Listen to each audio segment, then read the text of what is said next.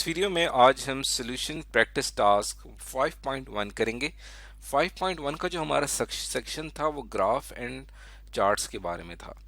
तो उस हवाले से हमें कुछ क्वेश्चंस दिए जाएंगे, उन्हें हमने सॉल्व करना है। तो जैसे कि आपको पता है कि हमारे क्वेश्चन स्टार्ट होते हैं प्रोजेक्ट से। हमारा एक प्रोजेक्ट 1 है, इसके अंदर हमने टास्क करने हैं। प्रोजेक्ट 1 में करना क्या है कि आपने एक्सेल 5-1 वर्कबुक को ओपन कर लेना है और उसके अंदर आपने टास्क करने हैं। तो सबसे पहले हम प्रैक्टिस टास्क के फोल्डर में जाते हैं और एक्सरसाइज फाइल्स में जाके ऑब्जेक्टिव 5 में 5-1 की जो वर्कबुक है इसको मैं ओपन कर लेता हूँ। और इसको ओपन करने के बाद हमारे सामने 3 शीट्स हैं, वर्कशीट्स जो कि नज़र आ रही हैं, Seattle, sales and fall sales. तो सबसे पहले हम यहाँ पे देखते हैं कि इसने हमें क्या कहा हुआ है। टास्क 1 ये है कि plot the data on the Seattle worksheet. आपने सीटल वर्कशीट पे डाटा प्लॉट करना है as a 2D pie chart on that worksheet. तो इसमें जो डाटा आपको गिवन है ये वाला, इसका आपने पाई चार्ट बनाना है। तो यहाँ से मैंने डाटा सेलेक्ट किया और उसके बाद आप इंसर्ट पे जाते हैं और फिर आपके पास ये चार्ट्स का एक काफ़ी बड़ा सेक्शन है और इसके अंदर ये वाली जो हिस्सा है ये पाई चार्ट कहलाता है। तो हमने सिंपल एक 2D पाई चार्ट ऐड करना है। इसको मैं सिलेक्ट करता हूँ तो एक्सेल खुद से इस डाटा के अकॉर्डिंग मेरे लिए यहाँ पे एक चार्ट जनरेट कर देगा। और इस चार्ट को अगर मैं यहाँ पे मूव करना चाहूँ तो यहाँ पे आराम से मूव कर सकता हूँ इसको। अब आप देखें कि इसके अंदर हमारे पास डेज का रिकॉर्ड है और इसके अंदर प्रेजेंट का हमें पता चल रहा है। तीन कैटेगरी, तीन हमारे पास एयर क्वालिटीज़ हैं, गुड, मॉडरेट और अनहेल्दी। और फॉर सेंसिटिव ग्रुप और अनहेल्दी, ये एयर क्वालिटी है और उसके साथ यहाँ पे आपको डेज गिवन है। तो जो गुड एयर क्वालिटी है वो 284 डेज का है और गुड एयर क्वालिटी को एक ख़ास कलर से यहाँ पे शो किया गया है, इसे लेजेंड कहा जाता है। और उसके बाद आपके पास जो मॉडरेट है वो 73 है, मॉडरेट आप देख सकते हैं वो कम है। और उसके बाद है अनहेल्दी फॉर सेंसिटिव ग्रुप, वो हमारे पास ग्रीन कलर से शो किया गया है जो कि सिर्फ 7 है। और अनहेल्दी जो है वो आपके पास 1 है जो कि बहुत ही माइनर है, वो आपको यहाँ पे दिखाई नहीं दे रहा क्योंकि बहुत ही छोटा है वो। और जो टोटल है उसको शो किया गया है 365 से, यानी ये वाली जो हमारे पास लेफ्ट साइड पे आपको नज़र आ रहा है ये टोटल वैल्यू है और यहाँ पे आपके पास जो ये वैल्यूज़ नज़र आ रही हैं ये हमारे पास ये वैल्यूज़ मौजूद हैं। तो इनका हमने एक पाई चार्ट बना लिया है।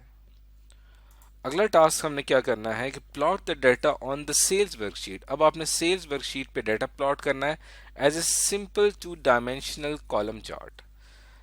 तो यहाँ पे हम आते हैं सेल्स वर्कशीट के ऊपर और यहाँ पे हम इसको सेलेक्ट करते हैं, यहाँ पे कैटेगरी और सेल्स को, और ये हमने डाटा अपने सेलेक्ट कर लिया है। अब हम इसको हमने इसका चार्ट प्लॉट करना है। इंसर्ट पे क्लिक करूंगा, चार्ट्स पे आप आएंगे, हमें क्या कहा गया है, यहाँ पे हमने कॉलम चार्ट बनाना है। तो हमारे पास यहाँ पे ये देखें, ये डिफरेंट हमारे पास कॉलम चार्ट्स मौजूद हैं। क्लस्टर्ड कॉलम्स हैं और स्टैक्ड कॉलम है और 100% स्टैक्ड कॉलम है। तो हमने एक सिंपल क्या करना है, 2 डायमेंशनल कॉलम चार्ट बनाना है। तो उसके लिए मैं यहाँ पे यहाँ पे हम कॉलम चार्ट सबसे सिंपल सा जो है वो हम यहाँ पे सेलेक्ट कर लेते हैं। तो ये हमारे पास जितना भी सेल्स का रिकॉर्ड था उसका एक चार्ट यहाँ पे आपको दिखाई दे रहा है और इसके अंदर आपको जितनी भी हमारे पास वैल्यूज़ हैं हॉरिजेंटल लाइन पे और वर्टिकल लाइन पे शो की गई हैं। जो हॉरिजेंटल लाइन है यहाँ पे हमारी तमाम कैटेगरीज मौजूद हैं और जो वर्टिकल लाइन है यहाँ पे सेल्स को जाहिर किया गया है। और हर आपके पास बार जो है वो एक ख़ास कैटेगरी की सेल्स को शो कर रहा है। जहाँ पे कैटेगरी की सेल्स कम है वहाँ पे बार का साइज छोटा है, जहाँ पे कैटेगरी की सेल ज़्यादा है, जैसे कि आप देखें इसको अगर मैं सेलेक्ट करता हूँ बल्ब्स को, तो इसकी कैटेगरी की सेल ज़्यादा है, 1500 से क्रॉस कर रही है तो ये ऊपर जा रहा है। तो ये हो गया हमारा टास्क नंबर 2। अब हमने स्टार्ट कर देना है अपना प्रोजेक्ट नंबर 2। प्रोजेक्ट नंबर 2 में हमने करना ये है कि on the fall sales worksheet do the following. Fall sales की वर्कशीट ओपन कर लेता हूं मैं। ये मेरे सामने फॉल सेल्स की वर्कशीट है। इसको ओपन करने के बाद आपने इसमें क्या क्या काम करने हैं, पहला टास्क ही करना है, switch the rows and columns of the chart.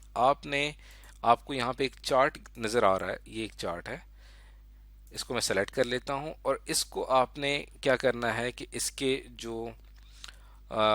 जो भी डाटा आपको एज ए कॉलम नज़र आ रहा है उसको रो में कन्वर्ट करना है, और जो रो में नज़र आ रहा है उसको एज ए कॉलम में कन्वर्ट करना है। तो ये चार्ट को सिलेक्ट करने के बाद आप फॉर्मेट में जाएंगे, और बल्कि हम इसके डिज़ाइन में जाते हैं, और यहाँ पे आपको नज़र आ रहा है स्विच रो कॉलम। इसके ऊपर मैं क्लिक करता हूँ तो देखें ये जितना भी डाटा हमारे पास पहले यहाँ पे दूसरी एक्सेस पे शो हो रहा था वो हॉरिजेंटल एक्सेस पे आ गया है, और जो डाटा हमारा वर्टिकल एक्सिस पे था, सॉरी, जो हॉरिजेंटल एक्सिस पे था वर्टिकल पे आ गया, और जो वर्टिकल पे था वो हॉरिजेंटल पे आ गया। अगर मैं इसको फिर से ऐसे करता हूं तो ये फिर से अपने ओरिजिनल स्टेट में आ जाएगा।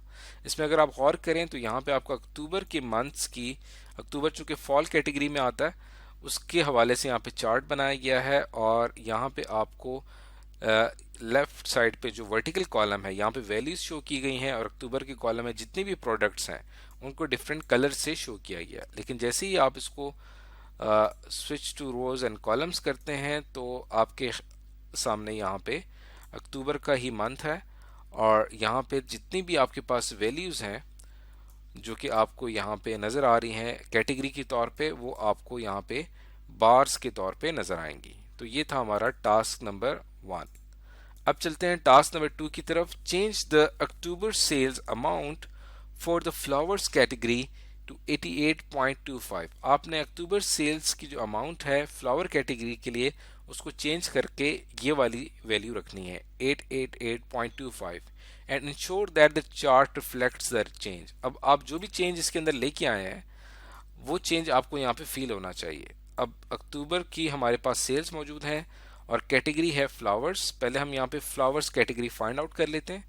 ये हमारे पास फ्लावर्स कैटेगरी मौजूद है, और इसमें हमने वैल्यू क्या रखनी है 888.25। ये वैल्यू जैसी मैं रखूंगा तो देखिए एकदम से यहाँ पे चेंज आया, और ये हमारे पास फ्लावर्स की कैटेगरी थी, पहले ये 1000 से क्रॉस कर रही थी, और जैसे ही आपने इसको चेंज किया इसकी वैल्यू इस बार की 1000 से नीचे चली गई। ये था हमारा टास्क नंबर 2।